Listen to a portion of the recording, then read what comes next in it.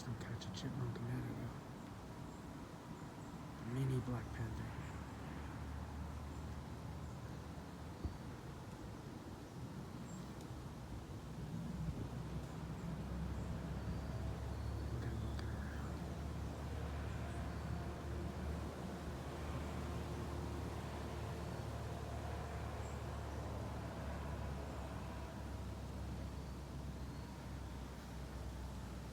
He's gone now. Apparently, I'm not the only hunter that's out. I can see him through the bush there.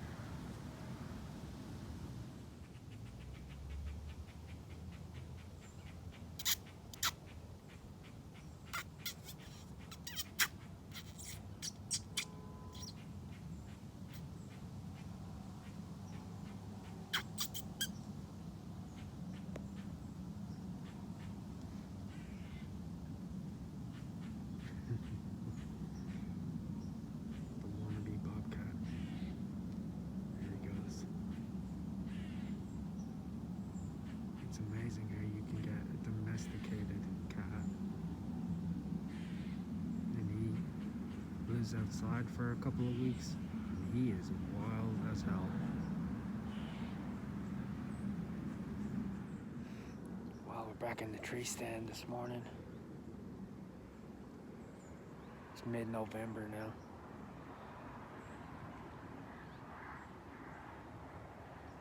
Slow morning for deer. Haven't seen any deer. I do have a mud ball coon in one of my sets behind me over here. He is freaking literally a mud ball. It rained real heavy here yesterday. I mean, it was torrential rain. I got him in one of my one of my canine sets. But that's part of dealing with the weather. Here especially, I have a lot of the ground. It's all agricultural land, so there's a lot of springs. So the ground is already naturally damp, but then when you mix in rain, it's also like clay. It's a lot of clay, and it's really, really hard packed. But when you get a little bit of water on it, it's so hard it doesn't drain the water off. It just turns to soup right away.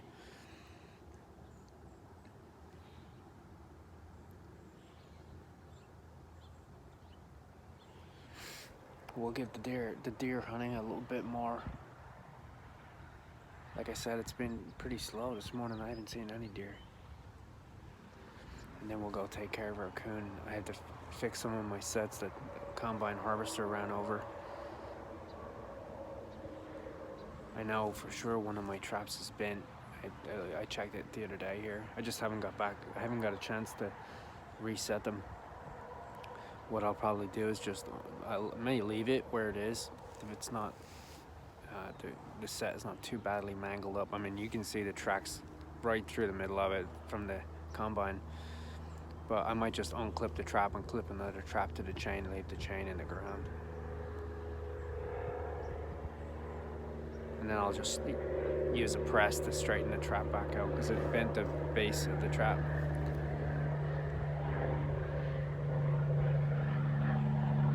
Those MBs and those Duke 550s, those are tough traps. I had another one in the path up here that they ran over too, and all I have to do is adjust the dog on it. They bent the dog down a little bit on it. So I need to adjust the dog and it'll be back working again. That's not too bad for having a 25,000 pound machine drive over the top of you. All right, let's set a bit longer. Yeah, you can see here my set that I remade. You can see the tractor tire marks the combine marks going right through it. The trap was bent. I have it hidden under the grass there so the foxes wouldn't pee on it, but I don't see any tracks in the mud. Well, this is what happens when you mix a coon in a dryland set, 1.5 inches of rain, and clay. He is one muddy coon. I got that video earlier of that black cat, and I'd seen him messing. He had caught a chipmunk. I was pretty sure a mouse. I thought I seen him messing with something, and I thought, wow, he's up there eating something. And then I came back by the cabin. I have a weasel box under the cabin here, and usually I just catch mice and stuff in it. I've never caught a weasel. That doesn't mean I won't keep trying, but I came back and the box was pulled out, and I thought, oh, something was messing with the box. I thought maybe it was a coon. When you see what I see in the box,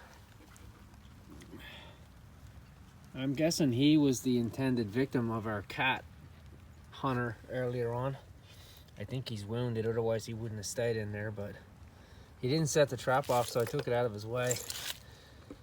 The old chipmunk, I'm pretty sure he's probably hurt. Otherwise he would probably vacate the box, but I think the cat gave him a little bit of a mauling. And then he has, of course, I had a little perfect hole in there, and he got in there and the cat couldn't get him. He was just lucky the trap didn't go off. Hey, you okay? I think he's hurt. Yeah, he's probably hurt, because he's not moving. We'll leave him there and see if he recovers. Well, there ain't just there's no fixing this. It is a soup. So I'm gonna pull my trap out here. I might put another set in here. As you can see, they mowed the soybean down. They cut all the grass cover. This set was stepped in by deer 3 or 4 times. I've reset it. Now this coon is, I mean, it's raining now, and this coon has absolutely mangled it. We had heavy rain last night, so they mowed the soybean. They didn't actually drive over this set. They missed it. But you can see the field is open now. There's still a little cover line up there. What I might do is just move the set, just have one further down. There's a little trail here too, where you can see where the deer have been cross-cutting through here. I'm gonna save that for cable season. You can see a trail here where they've been cutting through there. I might put another trap on this side.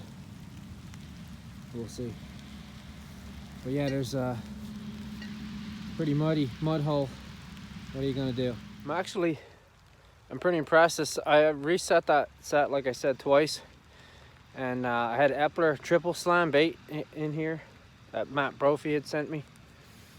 And I had K1 canine lure on the log that you see is now swamped with mud there. I had a little bit in the bait hole as well. And that sat through heavy rain, and it still took that coon. So that's good.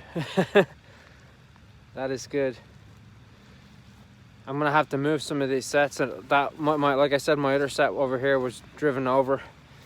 The farmer was actually late getting in his cross. I didn't want to put too many sets out. They were late coming in here to mow the soy. They probably won't cut the corn till the end of deer season. So that's not end of gun season for deer. That's probably another month away yet. It's mid-November now. Gun season's the end of November, start of December, so I don't have to worry about them driving in here and driving over my sets just yet. But hey, that's part of trapping on agricultural land. Of course, he's not going to know it's there, especially driving those big machines that, they drive over. It's not on purpose. That's just part of it. You just got to deal with it and move on. I've been looking for trails this morning. I actually am surprised. I had 2 coon sets down by the pond. I have not caught any coons down there. And usually they use that pond dam for crossing. It's a good bridge for them to cross from the woodland into the crop fields. But now that they've cut all the soybean there, they probably are not going to travel in those fields as much. But there's corn on this side. I'm gonna have to look and see what I want to do, see if I want to move some sets around. I've had no canine action yet. I've looked for canine sign. I don't know whether I was getting pretty consistent pictures of fox here, and it just stopped. I don't know whether one of the neighbors might have shot it or what happened. I don't know. But we're gonna have to move, I think, to get some canine action. It's still early in the season, so let's. I pull the trap out of here. Gonna wash them off, and then gonna go home out of the rain. Okay, Success story of the day. I know usually my videos involve dispatching animals or hunting animals of some way, shape or form, but I have a success story. I washed my coon off. I pulled some of my sets that were damaged that I'm gonna probably move. It's pouring rain. Done hunting for the day. It's like I'm not putting sets out today. I'd be just digging in mud. But I came back to check the weasel box to see if our chipmunk friend was gone. And guess what? he survived. He's gone. So I'm gonna reset the trap and put it back under the bush here. He escaped the cat by getting saved in my weasel box. And what he did was when he jumped in the door, he actually pushed, I don't know if you can see it. This is an old jump spring, a single spring trap for muskrats and mink. It's an old Victor. And I mean, it is an antique. And I got it like a half dozen of them. I put them in all these boxes that I made. And what had happened was he actually pushed the trap, or the cat may have pushed the trap when he was trying to reach his paw in the door here. And he got the chain stuffed up underneath the pan, and the pan didn't depress when the chipmunk crawled in on it. So he was very lucky. He was very, very lucky. He tried to escape the cat and didn't realize he was going into a box of certain doom, and instead of certain doom, he found a safe haven and he survived. That's a funny story. All right, that's gonna wrap it up for today. I'm gonna go home out of the rain, but that's gonna end it on a good note. Well, look at this guy. My first coon in an actual DP, intended for coon. You can see I have it strapped to this old tree here, and you can see he's freaking stripped the branches off it. But he's asleep now. He's fast asleep, curled up. Pretty nice fur. Front foot catch, of course. And this trap I've put this out in the opening. Let me see, it was at the end of the first week. So it's been here for 3 weeks. And this is the first catch I've made on it. But now it's getting colder and the coons are out coming to feed. I thought there might be one here. When I came past the cabin, I checked my weasel box and it was all tossed around. But yeah, this guy here, look, I'm fast asleep. Pretty funny. So nothing but coons. I honestly do not know where my canines have got to. They're gone. I don't know where they are. I haven't got them on trail camera or anything.